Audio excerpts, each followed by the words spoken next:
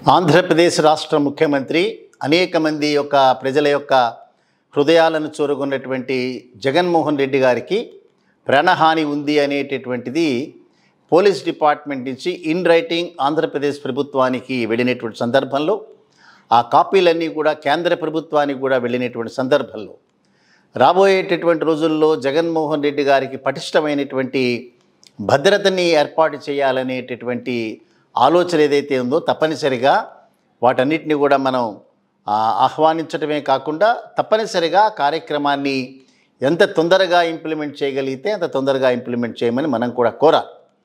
క్రితంసారి ఎన్నికల్లో 2019 ఆ సంవత్సరంలో ఆల్మోస్ట్ ఎన్నికలు దగ్గర పడుతున్నటువంటి ఇదే సమయంలో జగన్మోహన్ రెడ్డి గారు విశాఖపట్నానికి అంతకు పక్కనున్నటువంటి విజయనగరం జిల్లాకు సంబంధించినటువంటి టూర్లో ఉండగా ఎస్పెషల్లీ చోడవరం ఏరియాలో ఎన్నికల మహాసభలో ప్రసంగించి తిరిగి ప్రయాణంలో విశాఖపట్నం చేరుకోగానే అతని మీద ఒక కోడికి కత్తేటటువంటి కత్తితో ఒక అతను ఇప్పటికీ కూడా శ్రీనివాసరావు అనే అతను మొన్ననే బెయిల్ తీసుకున్నాడు. అతను ఏ రకంగా విశాఖపట్నం ఎయిర్పోర్ట్లోకి వెళ్ళాడనేటటువంటి సందేహాస్పదంగా ఉన్నటువంటి నేపథ్యంలో అక్కడ ఉన్నటువంటి తెలుగుదేశానికి సంబంధించినటువంటి ఒక ఇంపార్టెంట్ కార్యకర్త అక్కడ క్యాంటీన్ నడిపిస్తున్న సందర్భంలో అక్కడ పనిచేసేటటువంటి శ్రీనివాసరావు అనే వ్యక్తి ఆయన మీద దాడి చేయటం. సో ఆంధ్రప్రదేశ్ రాష్ట్రంలో జగన్మోహన్ రెడ్డి గారికి అక్కడ ఉన్నటువంటి హాస్పిటల్స్ మీద నమ్మకం లేక హైదరాబాద్ వచ్చి ట్రీట్మెంట్ తీసుకోవటం ఇవన్నీ ఇప్పటికీ మనకి మనసుల్లో కదిలాడుతున్నటువంటి అంశాలు. సో ఆ రోజున ఆయనకు ప్రాణహాని తప్పింది. సో కత్తితో అటాక్ చేయటం అనేటటువంటిది తప్పనిసరిగా జగన్మోహన్ రెడ్డి గారిని అంతమొందించాలనేటటువంటి ఉద్దేశంతో మాత్రమే అతను అటాక్ చేసినాడు. అన్ఫార్చునేట్గా ప్రస్తుతం ఉన్నటువంటి రాజకీయ వాతావరణంలో దాన్ని తేలిగ్గా తీసేటటువంటి ప్రయత్నం చేశారు. అప్పటి డీజీపీ గారు మాట్లాడుతూ అప్పటి ముఖ్యమంత్రి చంద్రబాబు నాయుడు కూడా మాట్లాడుతూ వారు జగన్మోహన్ రెడ్డి వారే కావాలని చేసుకున్నటువంటి కార్యక్రమం అనేటటువంటి ఒక అపవాదం ఆయన మీద వేశారు. అదే రకంగా ఒక బ్యానర్ క్రియేట్ చేసి ఆ శ్రీనివాసరావు స్వగ్రామమైనటువంటి కాకినాడ దగ్గరలో ఉండేటటువంటి ఒక పల్లెటూరులో జగన్మోహన్ రెడ్డి గారి ఫోటో వేసి ఒక బ్యానర్ వేసి వీరందరూ కూడా వైసీపీకి సంబంధించినటువంటి కార్యకర్తలు అనేటటువంటి ఒక అబద్ధపు ప్రచారం చేశారు. ఇప్పటికీ కూడా అది అంతుబట్టలేదు. ఈవెన్ నేషనల్ సెక్యూరిటీ కూడా వాటి మీద ఇన్వెస్టిగేట్ చేసిన కేసు వెళ్తూనే ఉంది. అటువంటి నేపథ్యంలో ఇవాళ మావోయిస్టులు టెర్రరిస్టుల ద్వారా అదే రకంగా సంఘ విద్రోహ శక్తుల ద్వారా జగన్మోహన్ రెడ్డి గారి ప్రాణహాని ఉంది అనేటటువంటిది చాలా ఆందోళన కలిగించేటటువంటి అంశంగా మనం భావించాలి. ప్రజాస్వామ్యంలో ఎక్కడా కూడా వైలెన్స్కి స్థానం లేదు అనేటటువంటిది ప్రజాస్వామ్యవాదులందరూ ఖచ్చితంగా చెప్పాలి. అందుకనే ఇప్పటికీ కూడా దాదాపుగా 80 మంది బ్లాక్ క్యాట్ కమాండోస్తో ఆధ్వర్యంలో చంద్రబాబు నాయుడు గారికి ఇప్పటికీ కూడా సెక్యూరిటీ కంటిన్యూ అవుతోంది. వారి మీద దాడి జరిగింది. సో ఆ ప్రాణాపాయాన్ని తప్పించుకున్నారు. తప్పనిసరిగా చంద్రబాబు నాయుడికి ఒక సెక్యూరిటీ కల్పించాలని మావోయిస్టులు చేసినటువంటి ఆ దాడిని ఖండిస్తూ రాజశేఖర రెడ్డి గారు తిరుపతిలో నిరాహార దీక్ష కూడా చేశారు.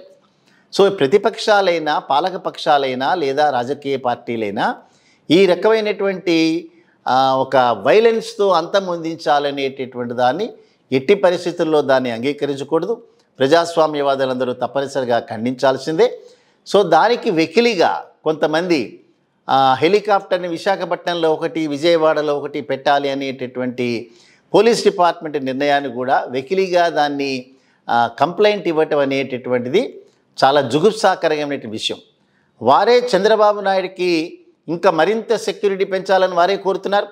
సో ఇవన్నీ కూడా రాజకీయపరమైనటువంటి అంశాలు కావివి. సో రాజకీయాల్లో ప్రజలందరికీ సంక్షేమం కోసం ప్రజలందరి బాగు కోసం కొంతమంది వ్యక్తులు రాజకీయాల్లోకి రావటం, నిరంతరం 24 గంటలు కూడా ప్రజల కోసం శ్రమించేటటువంటి ఏ పార్టీకి సంబంధించినటువంటి వ్యక్తులైనా సరే ఇటువంటి ఆందోళన కలిగించేటటువంటి అంశాలు ఏవైతే ఉంటాయో వాటి మీద తప్పనిసరిగా పర్యవేక్షణ చేయాలి. ఇవాళ హెలికాప్టర్ ఏ ఉద్దేశంతో పెట్టారు ఇవన్నీ కూడా అనాలోచితమైనటువంటి ఆలోచనలు. కనీసం తను ఎన్నుకున్నటువంటి కాన్స్టిట్యున్సీలో కూడా వెళ్ళనటువంటి వ్యక్తులు ఇటువంటి ఆలోచనలు చేయటం, ఇటువంటి ఆరోపణలు చేయటం ఇవంతా కూడా ప్రజాస్వామ్యానికి కీడు తెచ్చేటటువంటి అంశాలుగా మనం భావించాలి. ఏవైనప్పటికీ గడిచినటువంటి 5 సంవత్సరాల కాలంలో జగన్మోహన్ రెడ్డి గారి మీద జరిగినటువంటి దాడి ఏదైతే ఉందో ఆ దాడి చూడటానికి చిన్నదైనా కూడా అది ప్రాణం అంతమొందించడానికి చేసినటువంటి దాడిగానే పరిగణించాలి.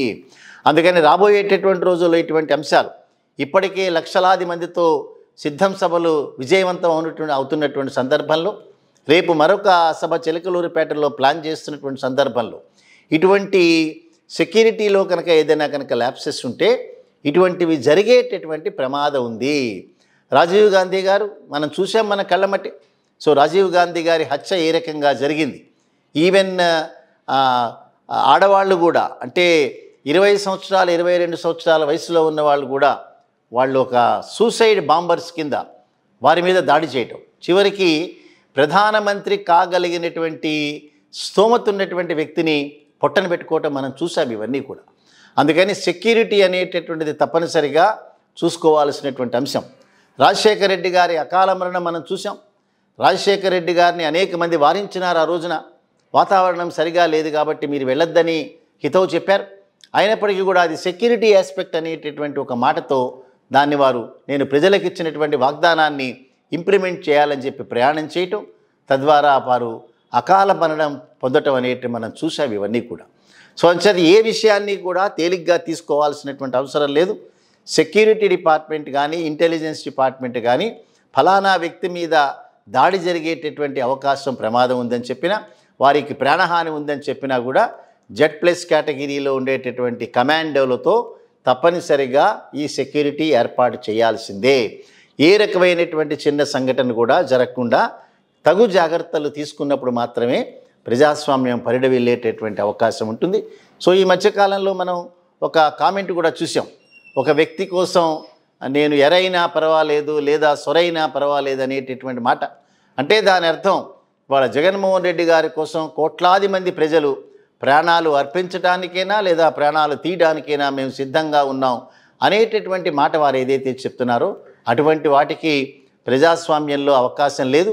అయినప్పటికీ కూడా ఒక పేరెన్నిక కలిగినటువంటి ప్రజల యొక్క హృదయాలను చూరగొన్నటువంటి వ్యక్తి మీద ఇటువంటి దాడి జరగబోతోంది అనేటటువంటిది సాక్షాత్తు ఇంటెలిజెన్స్ డిపార్ట్మెంట్, పోలీస్ డిపార్ట్మెంట్ ఏదైతే ఇన్ రైటింగ్ లిఖితపూర్వకంగా ఏదైతే కంప్లైంట్ చేసినారో దాన్ని తూచా తప్పకుండా పాటించాలి.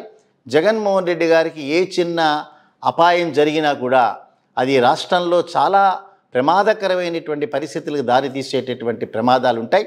అందుకని ఎవరు దీనికి ఒడిగట్టారన్న దాని మీద తప్పనిసరిగా లోతుగా పరిశీలించాల్సిందే. ఎవరైనా సరే వారిని తప్పనిసరిగా చట్టం ముందుకు తీసుకొని వచ్చి వారికి తగు రీతిలో శిక్షలు విధించాల్సిందే. ప్రజాస్వామ్యంలో ఏ ఒక్క నాయకుడి మీద ఎటువంటి దాడి జరిగినా కూడా ప్రజలందరూ ముక్త కంఠంతో ఖండించడమే కాకుండా వీళ్ళందరినీ కాపాడుకోవాల్సినటువంటి బాధ్యత ఆంధ్రప్రదేశ్ రాష్ట్ర ప్రజల మీద ఉంటుంది.